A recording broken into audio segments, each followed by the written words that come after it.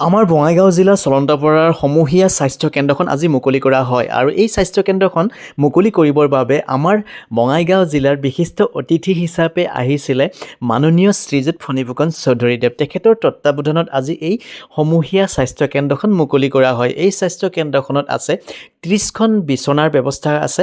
এই স্বাস্থ্য কেন্দ্ৰত আছে ডেলিভাৰী পেচেণ্টৰ বাবে চিজাৰিঙৰ ব্যৱস্থা আছে।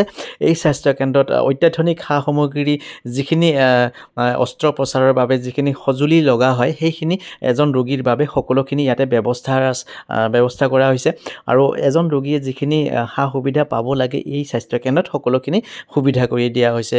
এক্সৰে হওক বা যিকোনো টেষ্ট পৰীক্ষা নিৰীক্ষা কৰাৰ বাবে সকলোখিনি ইয়াতে ব্যৱস্থা কৰা হৈছে। সঁচাকৈ চলন্তপাৰা অঞ্চলবাসীৰ বাবে বহুতো সুখবৰ বুলি ক'ব লাগিব আৰু ইয়াতে আহি অতি সোনকালে এজন ৰোগীয়ে শুশ্ৰূষা হৈ যাব পাৰিব। সঁচাকৈ আমাৰ বাবে সুখবৰ বুলিয়ে ক'ব লাগিব। সকলো ৰোগী ইয়াৰ পৰা যাতে অতি সোনকালে সুস্বাস্থ্য লৈ কিনে ঘূৰি যাব পাৰে তাৰে কামনা কৰিলোঁ। আজিৰ ভিডিঅ'টো এয়ে আছিলে। আগতে নেক্সট ভিডিঅ'ত লগ পাম তাৰে কামনা কৰিম। মই জয়ন্ত নিলে আপোনালোকক এতিয়া দিছোঁ। সকলোৱে ভাল থাকক। জয় অসম। ধন্যবাদ। জয় জুবিন দা।